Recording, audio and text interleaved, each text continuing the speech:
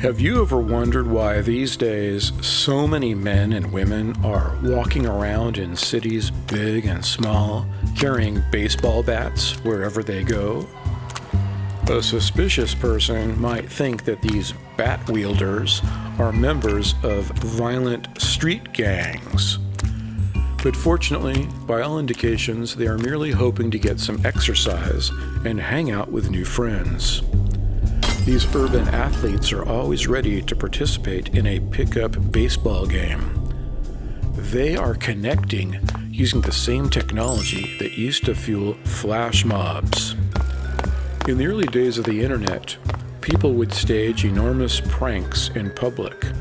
Perfect strangers would get together at a specific date and time in a location that they coordinated using instant messaging on their smartphones.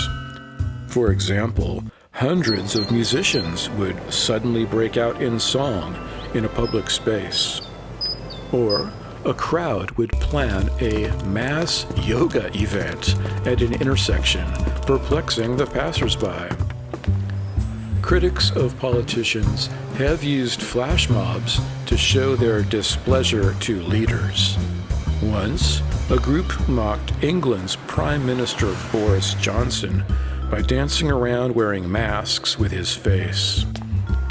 Smartphones are ideal at helping people connect, whether for playing pranks in public or playing an impromptu game of baseball. So, in addition to their love for rounding the bases, the Flash Mob baseball app users share a common devotion to carrying a smartphone that keeps track of the location of each available player, wherever they are in the city. That way, when a critical mass of 18 players and an umpire coalesce in an area within 2 minutes walking distance, a flash mob baseball game can erupt with just a moment's notice. The app follows a set of criteria when announcing that enough players are close enough to begin the first inning.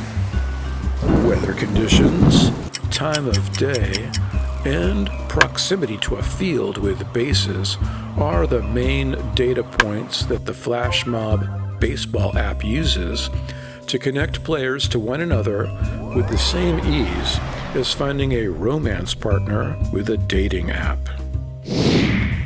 Flash mob baseball players are most definitely not members of criminal gangs, despite what some ill-informed law enforcement officers have publicly stated.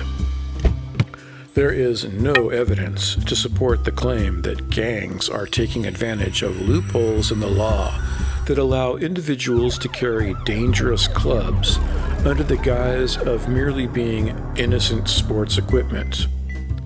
And these are the warriors.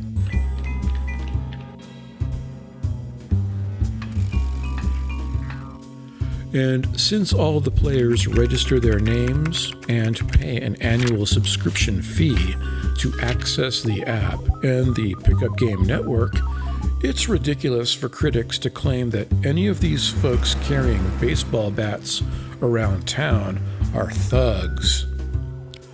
The police would have all the contact information they'd need to arrest them, thanks to the app's developers pledging to make the details available if needed for an investigation into public unrest. It's more appropriate to consider the app users as being excellent role models for harnessing smartphone technology to help them stay fit and make new friends on the baseball diamond. For those who are still afraid of the prospect of all these people out on the streets brandishing clubs, keep in mind that it is perfectly legal to walk around carrying a baseball bat or to have one in your vehicle. It's only a crime if you actually use the baseball bat as a weapon, such as to smash in a car's windshield or break the display case at a jewelry store, or to smash in an innocent person's head. Consider this. The real crime would be if you went outside on a nice, sunny day and you failed to participate in a pickup game of baseball when your smartphone app indicates there are enough people around you to form 2 teams. Let's play ball.